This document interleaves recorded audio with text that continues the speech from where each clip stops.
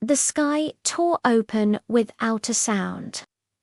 One moment, it was a perfectly ordinary Tuesday afternoon, the kind you forget as soon as it's over. The next, a jagged, shimmering tear appeared above downtown, a wound in the fabric of reality. It wasn't a storm cloud or some weird weather phenomenon. This was different. This was wrong. It pulsed with a sickly violet light, casting long, dancing shadows that seemed to writhe with a life of their own. At first, people just stopped and stared. Phones came out, of course. A million tiny screens pointed at the end of the world, capturing it for social media. The initial reaction wasn't terror, but a kind of dazed collective wonder. It was like the greatest special effect anyone had ever seen. The air grew cold, a deep, unnatural chill that had nothing to do with the weather. The low hum that had started when the portal opened grew louder, a gut vibrating thrum that you felt in your bones. Then the first one came through. It wasn't a grand, monstrous entrance. It was a trickle, a dark, smoky wisp that coiled down from the tear, almost elegant in its descent. It drifted toward the street, solidifying as it fell. When it touched the pavement, it took shape, a vaguely humanoid form made of shadow and malice, its edges blurred and indistinct. Its eyes, if you could call them that, were twin pinpricks of burning red. That's when the screaming started. The wisp, this soul, this entity, drifted toward the nearest person, a man in a business suit who was frozen in place, his phone still held aloft. The shadow creature didn't touch him, not physically. It seemed to pass through him. The man's face contorted in a silent scream, his body convulsing violently for a second before he collapsed, limp and empty. A faint grey vapour rose from his body and was absorbed into the shadowy form, which seemed to grow just a little darker, a little more solid. And then the trickle became a flood. Dozens, then hundreds, then thousands of these soul-eaters poured from the rift. They were a swarm, a plague of darkness descending upon the city. Panic erupted. The initial awe was replaced by pure, primal fear. The streets became a sea of chaos. People ran, shoving, trampling, their only thought to get away from the silent, drifting horrors. Car alarms blared, a useless, screeching soundtrack to the apocalypse. I was on the 27th floor of my office building, watching it all unfold through the panoramic window. My colleagues were screaming, some were crying, others were frantically calling loved ones. I couldn't move. I was paralyzed by the sheer scale of it. It was like watching a nightmare made real. The city I knew, the bustling, vibrant heart of our lives, was being consumed. The creatures were indiscriminate. They flowed through the streets, through buildings, phasing through glass and concrete, as if it wasn't there. They were drawn to the life, the energy, the very essence of the people. Everywhere they went, they left behind a trail of still bodies. It wasn't a bloody massacre. It was quieter, and somehow so much worse.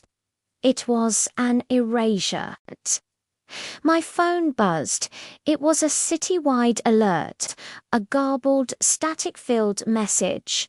Unknown threat. Seek shelter. Do not engage. This is not a drill. Seek shelter. Where? These things ignored walls. They ignored locked doors. There was no shelter from a predator that could walk through steel. Down below, I saw the first signs of a response. Police cars, sirens wailing, raced toward the downtown core, only to be swarmed. The officers fired their weapons, but the bullets passed right through the smoky forms, impacting harmlessly on the other side. The entities descended on the cars, and the sirens choked and died one by one. Then came the military. Helicopters buzzed overhead, their spotlights cutting through the growing twilight, trying to make sense of the chaos. I saw one chopper get too close to the rift. A tendril of pure violet energy lashed out from the portal, striking the helicopter in midair. It didn't explode. It just dissolved. It broke apart into a million shimmering particles that were sucked back into the tier. That's when the true nature of the threat became clear. This wasn't just an invasion. This was a harvest. The city was a farm, and we were the crop. These evil souls, these dark forces, were here to feed. I looked around my office. My co-worker Sarah was huddled under her desk, sobbing. Mark, our manager, was trying to barricade the door with a filing cabinet, a futile gesture that was more about doing something, anything, than actual strategy. We were trapped. A sudden cold swept through our floor.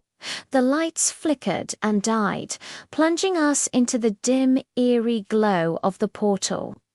One of the creatures was here. It drifted through the exterior wall, its red eyes scanning the room. It was silent, a predator gliding through the water. It moved toward Sarah first. Without thinking, I grabbed the heaviest thing I could find, a glass water pitcher from the conference table. As the shadow loomed over her, I ran forward and threw it with all my might. It wasn't a weapon, it was a distraction. The pitcher passed through the creature's head and shattered against the far wall, but it worked. The entity turned its burning gaze on me.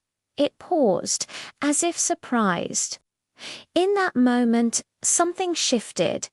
It wasn't just a mindless force. It had intelligence. It had focus. And now its focus was on me. It started to drift toward me faster than before. I backed away, my heart hammering against my ribs. There was nowhere to run. The end was here, a silent, shadowy form coming to erase me. I braced myself, my life flashing before my eyes, a cliché that turned out to be terrifyingly true. But just as it reached for me, a brilliant flash of golden light erupted from the stairwell door. A figure stood there, silhouetted against the blinding radiance. They were holding a staff that hummed with energy, the source of the light. It wasn't a soldier or a cop. They wore simple, archaic-looking robes. "Get behind me," a calm, firm voice commanded. The figure stepped forward, planting the base of their staff on the floor. A wave of golden energy pulsed outwards, slamming into the shadow creature. This time, it didn't pass through. The creature shrieked, a sound like tearing metal and dying screams, a sound that violated the air. It recoiled, its form flickering and destabilizing under the golden light.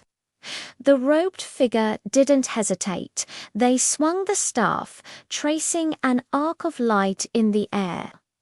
The light coalesced into a shimmering spear and shot across the room, piercing the entity through its center. The creature let out one final agonized wail before it imploded, dissolving into a puff of black dust that was instantly banished by the lingering golden aura. The figure lowered their staff, and the intense light subsided to a warm, gentle glow. They turned to me, their face hidden in the shadows of their hood.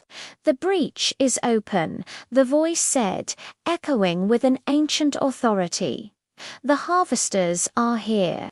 The city is falling, but the war is just beginning." I just stared, speechless, as more robed figures appeared in the doorway behind the first.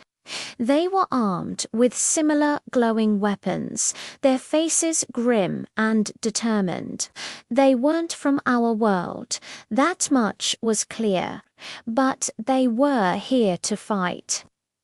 Looking past them, out the window, I could see the chaos was changing. New lights were appearing in the streets below. Gold, blue, silver clashing with the sickly purple of the portal and the red eyes of the Solitas.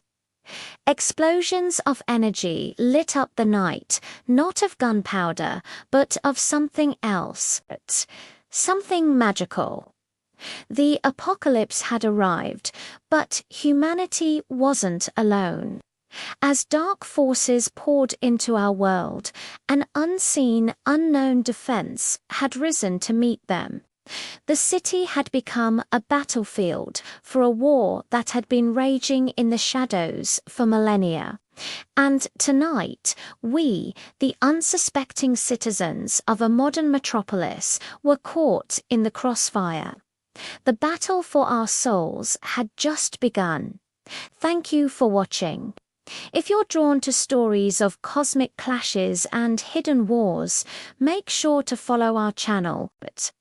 We're just scratching the surface of this new, terrifying reality. Subscribe and hit the bell so you don't miss the next chapter in the fight for our world.